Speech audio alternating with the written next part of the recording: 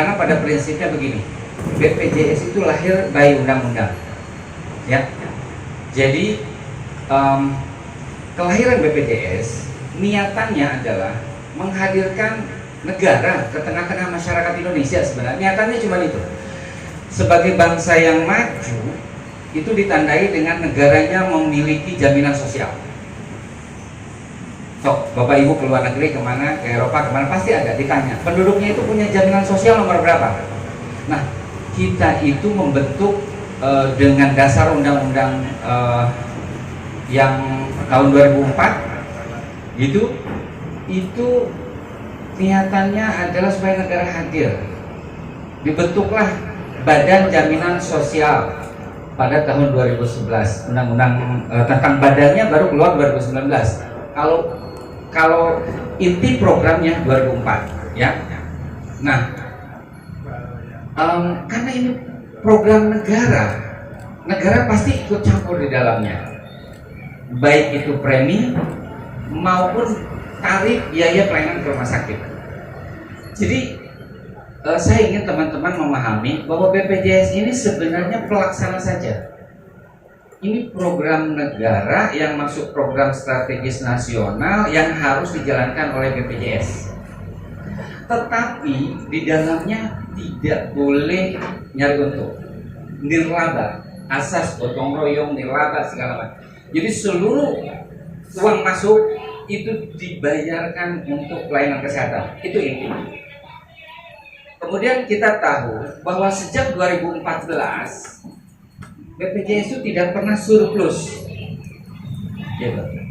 Bukan karena tidak efisien, tapi karena harganya memang tidak sesuai dengan biaya yang kita keluarkan, gitu. Jadi pada saat dibentuknya BPJS paling rendah itu premi minimum 33.000 harusnya secara hitungan aktuarial. Tetapi pemerintah waktu itu cukup 22,5 waktu itu. Nah, di awal startnya kita memang antara cash in dengan cash out tidak nyambung, tidak imbang. Kalau perusahaan pasti defisit. 2014, 15, 16, 17, sekarang tahun ke-7 itu masih tetap seperti itu.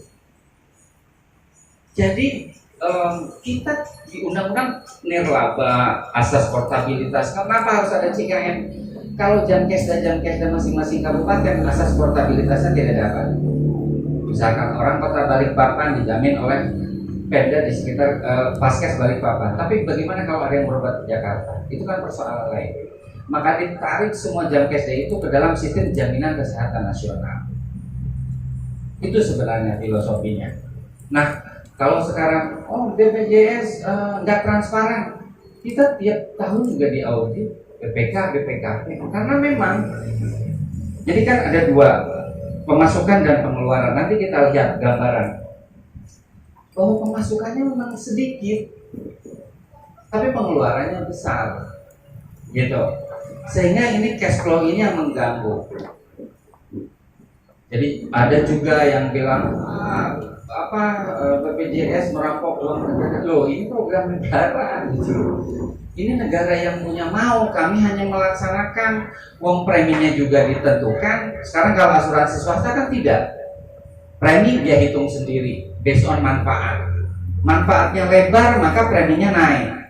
Lah kita tidak. Bayangkan dengan 25.500 Anda operasi jantung ditanggung yang harganya 150 juta. Itu kan berarti harus ada berapa ribu orang yang sehat yang harus mengiur, gitu loh. Persoalan di masyarakat sekarang, pelayanan kesehatannya menuntutnya tinggi, tetapi ngiurnya tidak mau. Bapak nanti bisa lihat data, berapa yang nunggak.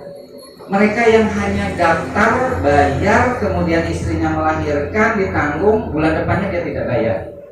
Itu yang menyebabkan defisit. Karena satu kali persalinan aja menghabiskan 3 juta. Lah iurannya 25.500. Setahun aja cuma 250.000.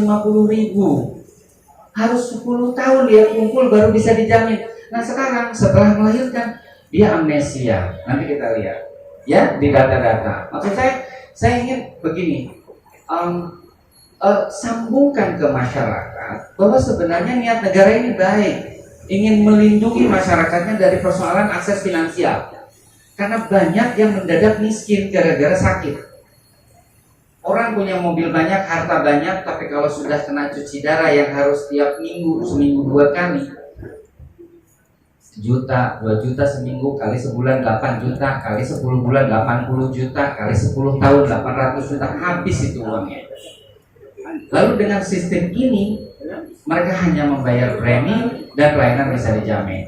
Ya, itu pembuka. Tetapi ini kelihatan atau tidak, saya ingin menampilkan slide ini menunjukkan bahwa kita ada peta jalannya. Ada peta jalan. Jadi karena ini program negara, pemerintah telah merencanakan peta jalan hingga 2019 itu harus seperti apa. Ini targetnya.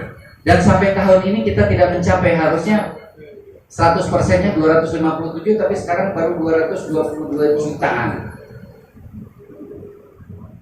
Kemudian ini ukurannya, jumlah fasilitas kesehatan, kemudian indeks kita juga dinilai, disurvei puas nggak terhadap pelayanan kita. Jadi per Maret ini datanya 23 secara nasional. Lalu kalau kita lihat secara makro, kita bicara secara makro, sebelum ada JKN dan setelah. Setelah ada JKN meningkatkan ini fasilitas sosial, Gini rasionya. Jadi turut berkontribusi menurunkan angka kemiskinan, intinya begitu. Lalu ada peningkatan usia harapan hidup. Kalau dihitung average kemarin 2,9 tahun, mungkin rata-rata biasanya usia harapan hidup orang 75 tahun menjadi 77,9 tahun. Itu dengan adanya JKN, gitu ya. Kemudian ya jelas kita mencegah orang sakit, bukan sakit, miskin mendadak. Karena tiba-tiba dia harus dioperasi, 150 juta harus keluar, dia harus jual mobil. Dengan punya JKN tidak. Konsep gotong royongnya yang harus dilihat. Dan ini masyarakat gitu loh. Pemda pun mengeluarkan uang buat siapa? Buat masyarakat. Masyarakat siapa? Masyarakat Pemda sendiri gitu. Kan gitu. Di sini jelas bahwa JKN merupakan program strategis nasional. Artinya ini program pemerintah, bukan program kami. Harusnya kami tidak dilepas sendiri. Pemerintah itu ada pemerintah pusat, pemerintah daerah, kan begitu. Ini bagian dari negara. Kita menjalankan gitu. Dikiranya BPJS berdiri sendiri. Tidak. Dulu ASKES, BUMN di bawah Kementerian BUMN. Sekarang kita Badan Hukum Publik. Uang preminya diatur, tarifnya diatur. Kan kami nggak bisa apa-apa. Suruh bayar rumah sakit, sesar harganya sekian ya kita bayar sekian, gitu. Kita tidak punya hak untuk mengelola uang itu dari sisi premi dan tarif. Semua diatur oleh negara. Bapak Ibu mungkin mengetahui tahun lalu rumah sakit telah dibayar. Ya kenapa? Karena memang antara cash in dengan cash out tidak imbang gitu. Gitu. Oke. Nah, ini secara nasional. Coba bayangkan, setiap hari ada 765.753 orang yang memanfaatkan kartu per hari kalender. Mungkin kita di sini ngopi, tapi ada 765.000 itu yang dia menggunakan kartunya. Sebelum DKN, angka ini tidak pernah ada. Punya transaksi BPJS itu besar. Setiap orang berobat kemana, di mana datanya ada. Nah, kalau kita lihat manfaat di Kaltim, kita scope. Tadi nasional 765.000. Di Kaltim ada 14.800 orang tiap hari pakai. Mau rawat jalan kah, mau rawat inap dia pakai. Nah, contoh ilustrasi. Bapak Ibu sekalian, satu orang operasi jantung 150 juta, mesti ada 5.882 orang yang premi kelas 3-nya harus bayar. Lah kalau tidak dibayar, ini yang menyebabkan defisit. Mestinya ada 5.000-an orang yang sehat yang bayar, tetapi ternyata yang sehatnya pada nggak mau bayar karena dia merasa tidak sakit. Lalu biaya ini siapa? Kan begitu. Gitu ya. Nah kita lihat di Kalimantan Timur sendiri dari 3,6 juta baru 3.300.000-an. Ada sekitar 300 ribuan yang belum memiliki kartu JKN. Entah mereka itu mampu, harusnya kalau yang tidak mampu harusnya masuk ke dalam program yang dibayarin oleh pemerintah, baik daerah maupun pusat. Nah, kita lihat daerah-daerah mana yang sudah mencapai 95%, mana yang belum. Masih banyak yang sisanya. Nah, ini saya tidak tahu masyarakat itu kalau sakit pakai apa? Biaya sendiri kah? Atau bagaimana? Yang mereka tidak memiliki kartu JKN. Nah, tentu ini yang kita advokasi ke Pemda. Kalau jadi gini, pemerintah pusat sudah membiayai sebanyak 98,6 juta orang yang miskin. Nah, terus kemudian Pemda pun mengalokasikan dana untuk membayari yang tidak masuk ke dalam PBI APBN tapi miskin. Di luar itu maka dia harus bayar sendiri. Nah, ada pemerintah yang memang menyiapkan anggaran cukup baik sehingga dia kayak Kutai Barat itu seluruhnya tidak ada satu masyarakat pun yang tidak punya JKN. Nah, kalau kita lihat ini jumlah penduduk yang paling rendah itu di Pasir sama Berau. Jadi selisihnya masih ada sekitar berapa lagi selisihnya ini? 30% yang belum dari jumlah penduduk ini. Jadi harapannya sebenarnya program ini bisa membantu pemerintah daerah untuk menjamin atau melindungi ya. Perlindungan kan, sebenarnya jaminan sosial itu perlindungan kalau sakit. Ya kalau tidak sakit, kalau tidak sakit gimana preminya? Ya tadi dipakai oleh orang-orang yang sakit. Faktanya selama 6 tahun berturut-turut tidak pernah kita surplus.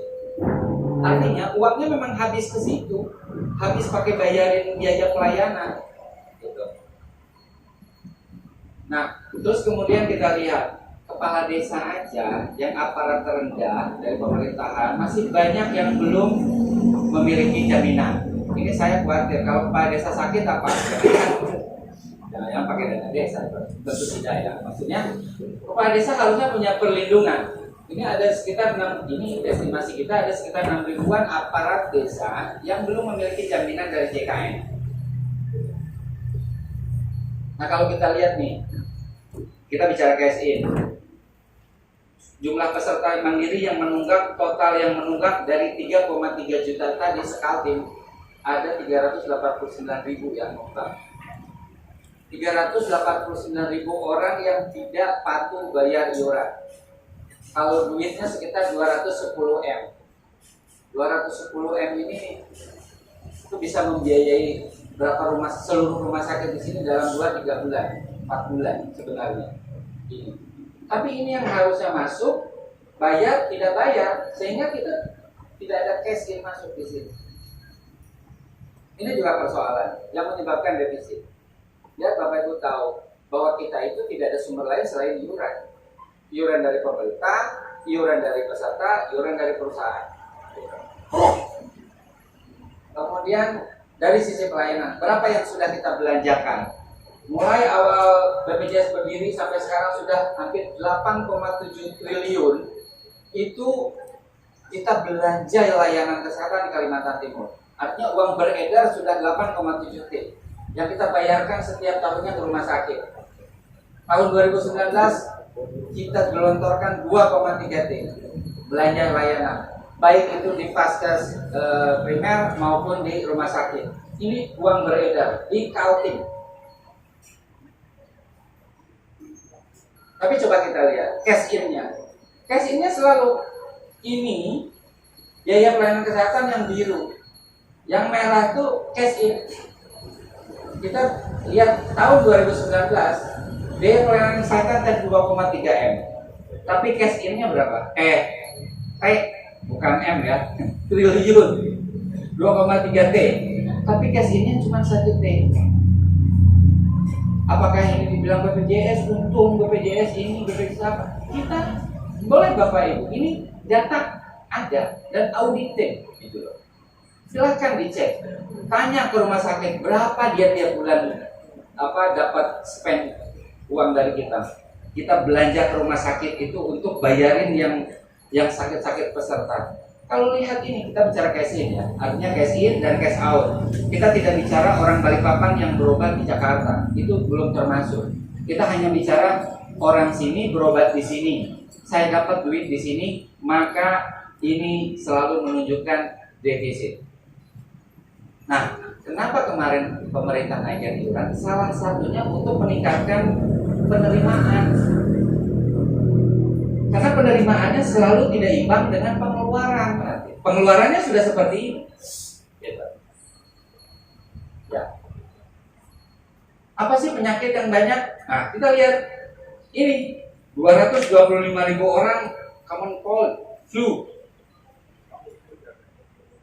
di RKTP ini.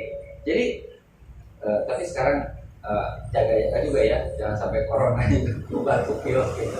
Tapi hampir ratusan ribu ini dispepsia, ini apa masalah perut, apa pencernaan, hipertensi, sekian ribu orang. Kalau kita lihat nih, biaya terbesar di rawat jalan orang yang hemodialisa, penyakit kronis ini yang hipertensi DM ini 64 miliar, ini kita bicara setahun. Tapi yang lucu di sini, paling besar biaya rawat inap dihabiskan oleh operasi pembedahan sesar. Sebelum ada BPJS, sesar tidak populer kok. Sebelum ada BPJS, orang bersalin normal aja di dukun, di mana juga enak. Tapi setelah ada yang jamin, saya nggak tahu. Ini bayangkan coba, 72 miliar hanya untuk orang bersalin sesar. Dan di rumah sakit persalinan vaginal 30 miliar, yang mestinya persalinan vaginal itu selesai di RKTP. Kan ada ponet, ada bidan, ada apa. Tapi masyarakat dengan JKN manja, dia ke rumah sakit dan biayanya cukup besar. Karena pengen nyaman, pengen apa. Jadi aksesnya nggak ada barrier lagi sekarang ke rumah sakit karena ada program JKN. Ya ini biaya-biaya ini yang membengkak. Terus kemudian prosedur kardiovaskuler, kasusnya sedikit, duitnya 50M. Yang ini katarak 38M, kasusnya cuma 5 ribuan. Satu kali orang operasi katarak duitnya besar. Padahal kembali lagi lihat preminya. Oh, premi cuma 25.500 per jiwa. Gitu. Itu kalau hitungan aktuaria, kalau perusahaan swasta nggak ada yang berani. Bangkrut ya Pak. Orang di awal aja sudah diprediksikan ini nggak cukup antara duit yang masuk dengan manfaat yang dibayarin. Tapi kenapa ini harus jalan? Karena negara punya mau tadi, ingin hadir tengah-tengah masyarakat untuk menyelesaikan akses finansial kesehatan. Cuman problemnya negara kita belum mampu membiayai seluruhnya, itu saja. Kalau negara kita kayak di Inggris itu masyarakat nggak perlu iuran. Tapi apa? Pajaknya 45%. Teman saya jadi dosen di Universitas Leeds, gajinya 100 juta, dia terima hanya 55 juta Pak. 45 jutanya diambil oleh pajak. Apakah kita mau di negara kita seperti ini? Jangankan 45%, PPN, PPh aja yang 10% apa kadang-kadang kita nampak gitu.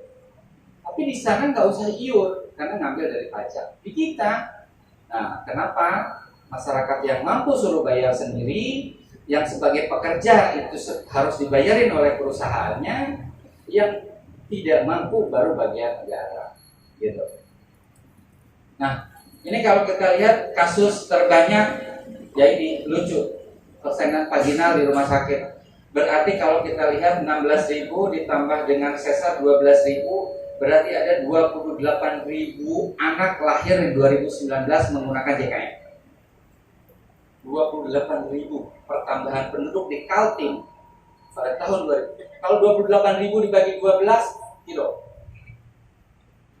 28.000 dibagi 12 berapa? Berarti sebulan berapa? 1.500, 2.000-an. Sebulan 2.000 dibagi 30 hari. Satu hari rata-rata 70 bayi lahir, 80 bayi lahir karena JKN, menggunakan kartu JKN. Gitu. Dan dulu data ini mungkin tidak komprehensif ada, ya. Nah, sebenarnya kita ingin meningkatkan layanan dengan kenaikan iuran tadi, mempermudah pelayanan. Karena begini, yang bisa kita lakukan adalah bagaimana peserta itu mendapatkan 3 hal: mudah, cepat, pasti, kan gitu. Mudah memperoleh pelayanan, adanya kecepatan dan kepastian. Nah, oleh karena itu kita sebenarnya banyak komitmen di sini. Jadi kita ada BPJS 1 di rumah sakit nanti pakai rompi orange untuk membantu kemudahan peserta. Nanti ada di slide berikut. Itu salah satunya untuk memberikan kemudahan, kepastian juga, kalau ada masalah bisa diselesaikan. Kemudian kelas di sini ada kemudahan pindah kelas rawat kemarin karena naik, boleh turun boleh.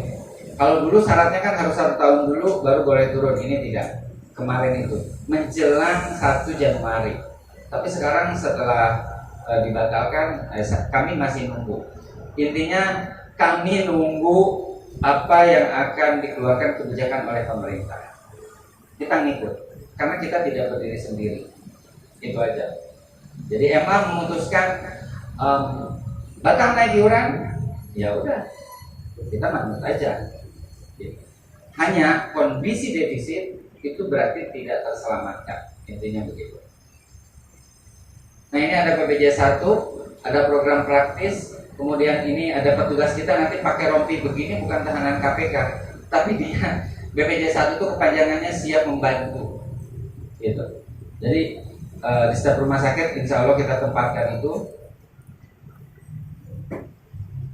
Nah, kemudian kita juga jemput bola dan pelayanan hemodialisa sekarang pakai fingerprint, nggak usah lagi ke FKTP, bawa rujukan gitu kan tiap bulan atau tiap 3 bulan. Sekarang nggak perlu. Sekali dia sudah didaftar fingerprintnya, maka dia bisa cuci darah terus-terusan. Ini yang melucunya yang menggugat judicial review itu kan perkumpulan dari cuci darah. Saya nggak tahu gitu, padahal dia tahu berapa sih sekali cuci darah. Cuci darah bisa Bapak Ibu cek deh, 1 juta Pak. Kalau seminggu 2 kali udah 2 juta, sebulan kali 4 berarti 8 juta. Premi dia kelas 3 25.500. Ya dari mana bisa mencukupi gitu? Kan itu logikanya. Tapi karena ya sudah diputuskan ya sudah kita lihat saja gitu. Hanya ini saya ingin tolong wartawan juga ikut memberikan informasi yang clear kepada masyarakat bahwa ya semua yang terjadi, semua manfaat yang diberikan itu kan based on penerimaan, gitu. Kalau penerimaannya macet, maka pembayaran pun akan macet, sehingga ya bisa jadi kemungkinan rumah sakit pun kita bisa telat bayar. Yang harus Bapak Ibu ketahui bahwa kami kalau telat bayar ke rumah sakit itu kami didenda 1% Pak per bulan. Jadi kalau kita telat misalkan tagihan satu rumah sakit 10M, kemudian jatuh tempo tanggal 10 Maret, kita tidak bayar 10 Maret, bayarnya 10 April, berarti pas 1 bulan. Maka yang 10M itu pokoknya ditambah bunganya, bukan bunga ya, dendanya itu 1% 100 juta. Itu menjadi kewajiban BPJS. Bayangkan kalau kita nunggaknya 9,7 T kayak kemarin, 9,7 triliun telat 1 bulan, maka denda yang harus kita bayarkan ke rumah sakit adalah 97 miliar. Rumah sakit mendapatkan uang tanpa dia harus ada jasa medis, ada bahan alat habis dipakai segala macam, itu denda dari kita. Cuma ironisnya kalau peserta nunggak, ya, atau BU nunggak atau Pemda nunggak ke kita, nggak ada denda. Peserta 10 bulan telat 550.000, ya 550.000 aja bayar ke kita, nggak ada denda. Jadi kalau dari sisi cash in ada yang telat tidak dikenakan denda, tapi kalau kita bayar ke rumah sakit telat kita kena denda. Itu juga yang memperparah. Kenapa begitu? Ya aturannya memang begitu, peraturannya memang begitu. Jadi sebenarnya tidak ingin kita pun menunda-nunda pembayaran, intinya begitu. Karena kalau ditunda ada resiko biaya yang besar bagi kami. Sebaliknya peserta itu menunda-nunda pembayaran karena dia tidak didenda, nunggak berapapun. Hanya denda itu keluar kalau misalnya ada peserta yang nunggak 10 bulan, terus dia sakit, kartunya kan nggak aktif, bisa dipakai nggak? Jawabannya bisa, asal lunasin dulu tunggakan yang 10 bulannya. Dia bayar tuh, lunasin 10 bulan tunggakan, terus Dia berobat rawat jalan free. Tapi kalau masuk rawat inap, maka dia kena denda pelayanan namanya. Denda pelayanan itu bukan dihitung dari premi, tapi dari biaya pelayanan yang diakibatkan oleh yang bersangkutan sakit. Itu pun terjadi jika 1 sampai 45 hari dia sakit setelah melunasi. Tapi bukan denda premi itu, namanya denda layanan. Karena apa? Karena dia tidak patuh mengiur tiap bulan, sehingga pada saat dia sakit dirawat inap, maka dia kena denda. Tapi kalau tidak dirawat inap, dia tidak kena denda. Atau sakitnya pada hari ke-46, misalkan setelah melunasi dan dia patuh terus bayar, maka dia tidak kena denda layanan.